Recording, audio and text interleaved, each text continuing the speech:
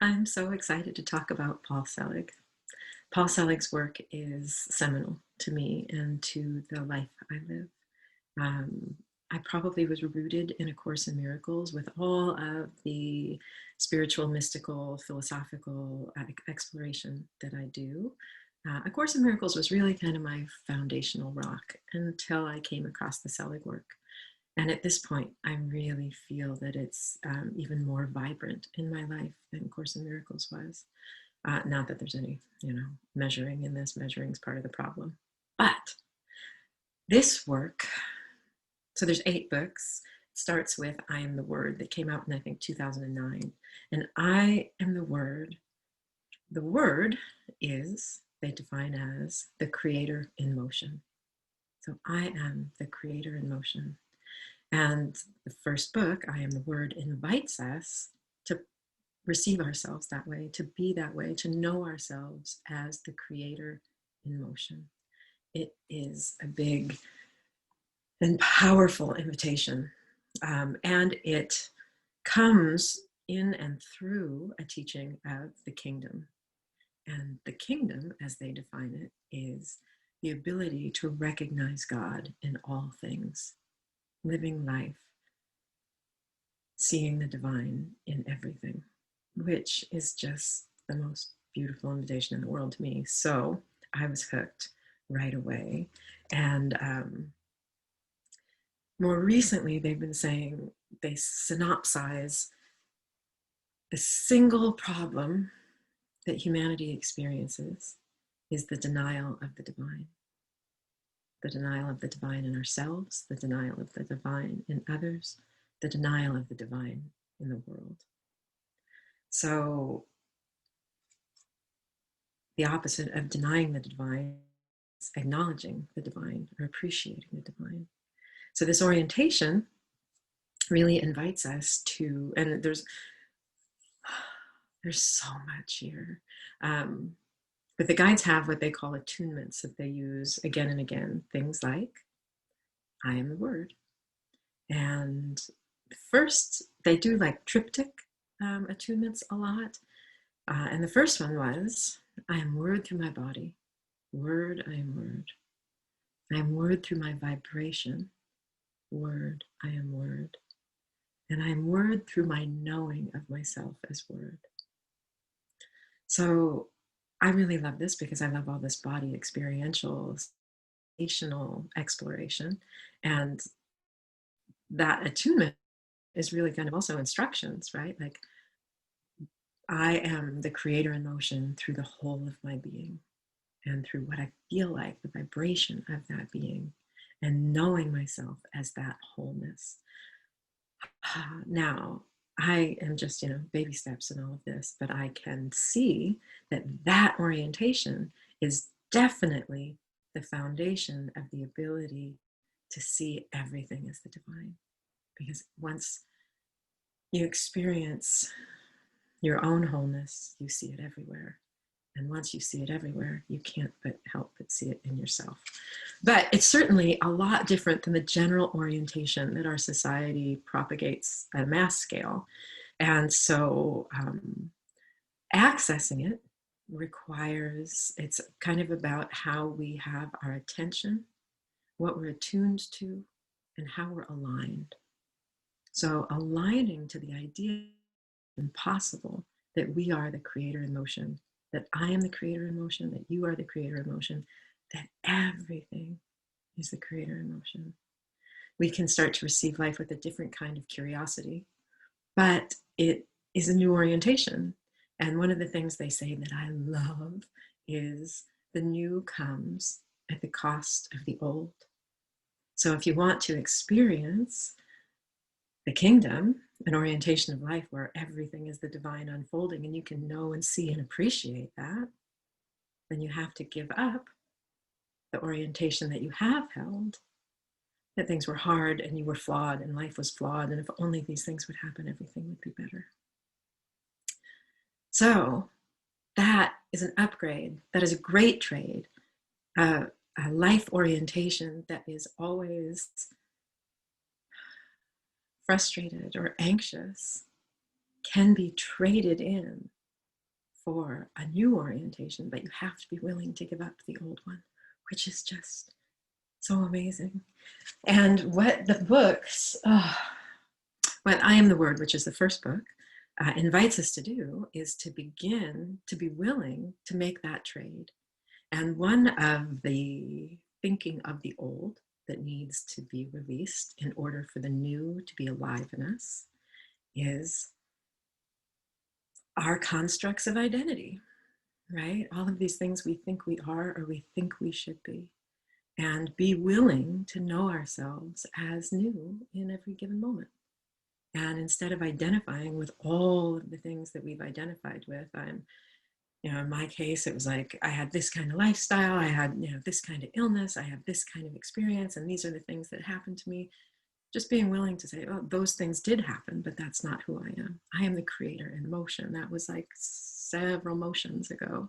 And always be willing to come into identity as something that is alive in the present moment and not some kind of structured pin, right? Trying to pin something down. So that's really what that whole first book does. Actually, all of the books are tools and attunements to back us up and break down some of the constructs of identity that we think are us, that I think I am, when in truth, what I am is so much more than that could ever be. And as long as I'm holding those things on my coat hooks are full, and I can't experience the vastness of openness and of being in motion, being the new. And that's kind of the thing I love so much about Paul Selig's work, is it's an invitation to the new, to allow move through us, always new, always in this present moment, and not always tied to whatever the stories were of the past.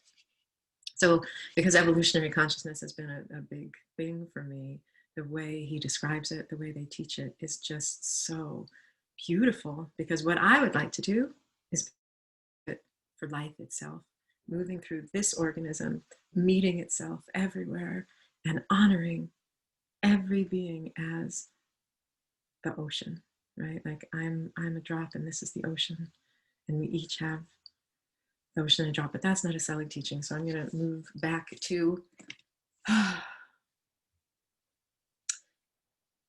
everything is holy, and the willingness to see everything is holy, which means often we have to drop what we thought it should be. One of the things I super love is you can't make anything holier than it already is.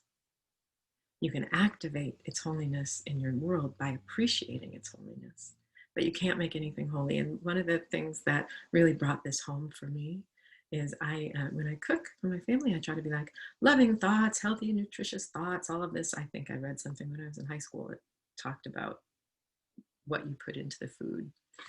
So I've done that for a really long time. And when I got that teaching, that make anything holier than it already is, because everything's entirely God, instead of trying to put my intention into this food, I would spend that thought pattern and that time recognizing this is the divine in this food.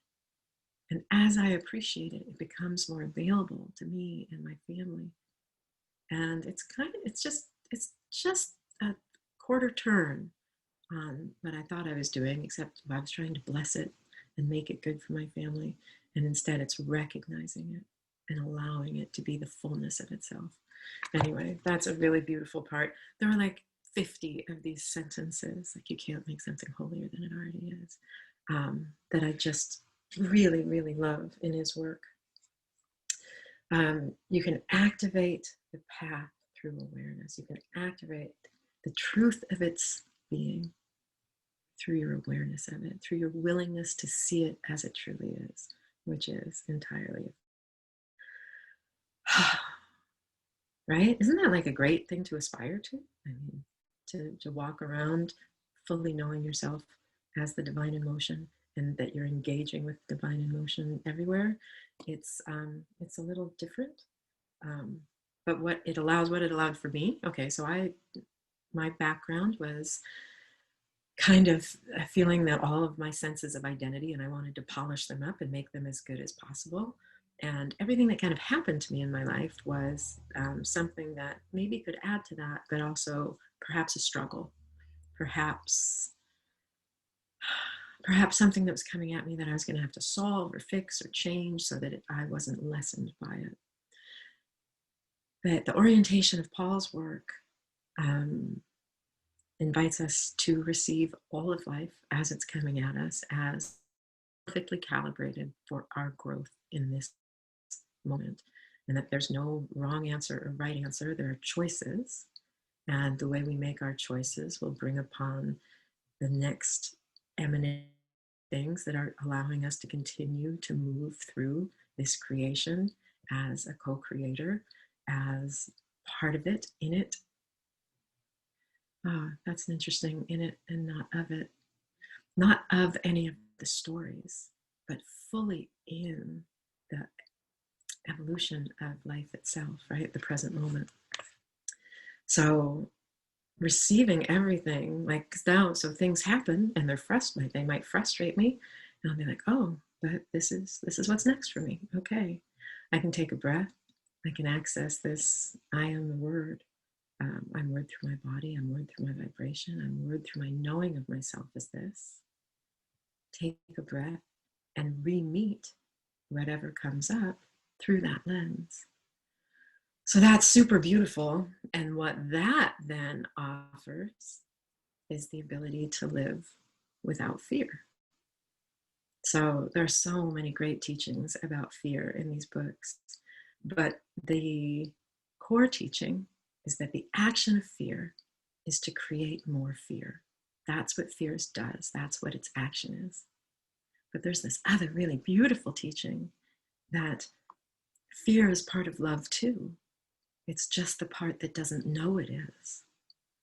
And then when I think of that, I think of the privilege of meeting fear with the knowledge of the divine in all things, so that you can kind of take fear's hand and bring it out into the light where it doesn't have to be afraid, and you don't have to be afraid. And fear can know that it is part of love, even if it's an uncomfortable part, because that's part of the teaching too. There's one, oh my gosh, I'm gonna have to find it, I think, in the Book of Realization, when it's just I'd be constantly going between books, right? In the Book of Realization, it says, if God were a sound, it would be a perfect silence, a beautiful song, a mournful cry, a belly laugh, and like just all of these things all at once, because it is the fullness of this experience that is life, not just the rosy parts, right? But living without fear is, and you start to see that fear is a choice, because it doesn't feel like a choice in the orientation of the culture as we know it. And then when you start to recognize that you're in choice, you can start to make actual choice and not feel oppressed by things, which is amazing. And then when you see fear come up, you can meet it in a completely different way. Okay, so here's just an example. One of my kids was trying out for travel teams, and the first one didn't go quite the way they'd hoped. And so then it was like, I should just be a team, and that way I'll definitely have a spot. And it was very clear that I'm afraid I'm not going to get what I want. So I'm going to go and make this decision, because then I'll feel safe. And because it was so clear, we could say, okay, well, maybe we won't act in fear. Let's act in potential. Let's figure out what would we want to do if we want potential. Like, what do we truly want, and how many steps can we take towards it? And of course, it went really, really well. And it was such a great moment, because it was earlier in my practice of this, and it was one of those defining examples of, oh, when I can see the fear and not choose because of it, I can set forth a series of events and circumstances that I'm building that are, well, not made of fear. There's another huge part of the teaching that is so great. That is, it doesn't have to look like what you think it should look like. What's beautiful about this is, well, I'm sure you can feel what's beautiful about that, but most of what we think things should be are based on feelings we had much, much younger, typically out of some kind of, I don't want to use the word trauma, but I'm gonna, some kind of trauma that made you think, I'm going to prove this isn't right and these good things, I'm going to make these good things happen. So it's kind of a wounded identity that then has pictures of how the world should be, right? But if everything's divine, that wounded identity is, I don't know how to say it. I don't know how he would say it. Illusory is the way I would say it. I think that the guides have different language around it, but it's unnecessary and it's a construct of the past. So now here we are. I'm word through my body. I believe that it's possible to see everything in life as God expressing. So I'm receiving my life as for me and towards this goal, as opposed to, you know, a series of punches in the nose. And that, and I don't have to necessarily, if I can make the choice not to act in fear. Okay, all of that's set up, then where am I? I just lost myself. Choice. I can now see that I'm in choice. I make the choice not out of fear. Okay, fear choice, other choice. I choose acting in love. I can feel that freedom. And now I have curiosity about the world, about how the world is unfolding, and how then I'm going to meet it as exactly who I am right now, in my fullness, in my vibration, in my knowing I'm divine, in my knowing what I'm encountering is divine. Okay. Yeah, I don't need to ascribe anything to that, because anything I ascribe to that, oh, this should look like this. My husband should be taller and, you know, darker hair. You know, wow, that's like, I have this picture of one of my kids was really into farm animals, and so we did a big farm birthday theme. And like a week before that, we went to like a big space birthday theme that was very cool. And I was so worried that at the party, we'd be like, no, I want space stuff. Because that's what you can do. You can walk into this amazing, beautiful, catered, someone put so much love into an event, and you're like, oh, wait, that's not the latest thing I saw on TV, so I'm not going to see any of the value in that. This idea of it needs to look like what we think it needs to look like for us to be happy is a rough idea. And not needing to know like is such a powerful position. Oh, right. And so now I want to talk about Alan Watts in the book, The Wisdom of Insecurity. But the guides talk about it, again, 8 books right here with them, about if you can live in possibility, poised at the edge of possibility, where you're not reliant on the past and you're welcoming the new without defining it, without trying to give it parameters through which it must come. That's a really, really powerful position. And all I can say is the more I implement the tools and practices and attunements in this book, the more I can actually feel that I am ready for what comes and not us putting pictures to it. And my level of happiness increases, my level of contentness increases, curiosity increases, welcoming increases, feeling resourced that whatever it is I'm meeting, I know how to access the fullness of myself to bring my heart to it, right? This is kind of a beautiful thing. So now I went from trying to control the world and make it look like what I wanted it to look like. And now I can sit and say, I can't wait to see how it turns out. And there's an addition to this teaching that is, if you think you can pick, if you can ascribe what it needs to look like, then it's not new. Then that is something you're bringing with you from the past. So if you project what you'd like to happen in any given situation, you're not welcoming the new. You're trying to replicate the old in maybe a more pleasing cadence or organization. Oh my gosh, it's so powerful. It's so strong, and it's so aligned with wanting to, well, what I want is to welcome the new, to be a part of something new being born on this earth, in human consciousness, in history, in evolution. That whatever it is that animates us is animating me as fully as it can, so that I'm contributing as fully as I can to just loving the world and meeting it as love.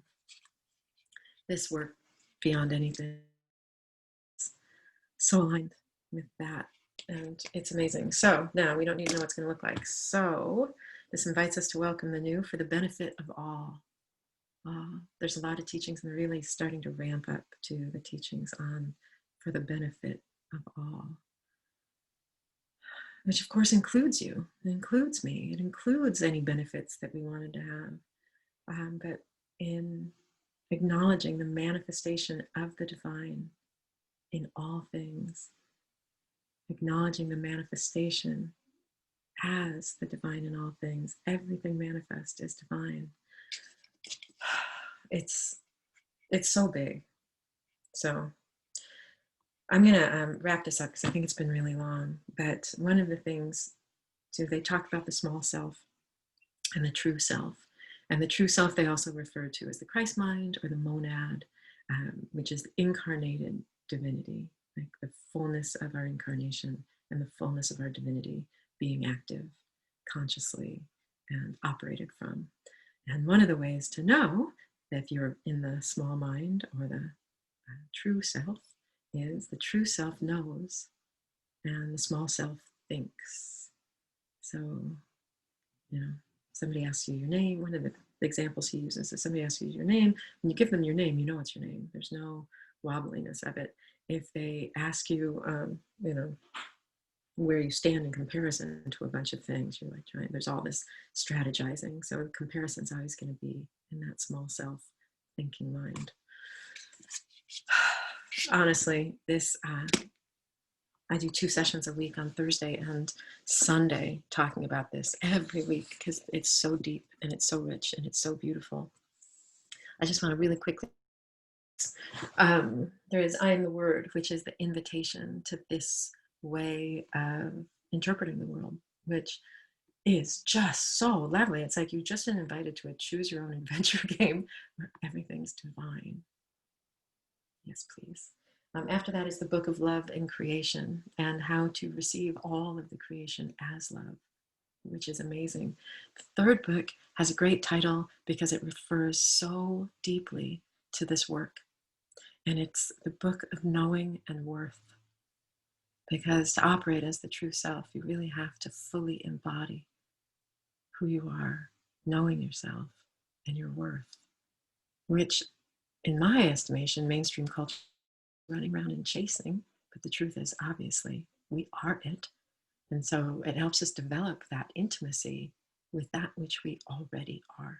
Because remember, you can't make something holier than it already is right now.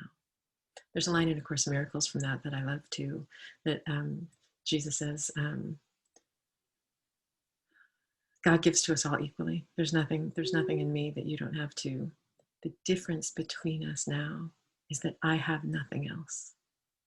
I have only that which God has given me, and not all this junk that we kind of accumulate as humans. The next, so that's, he's working in trilogies. So that was the first trilogy. The trilogy is the book of mastery, the book of truth, and then the book of freedom.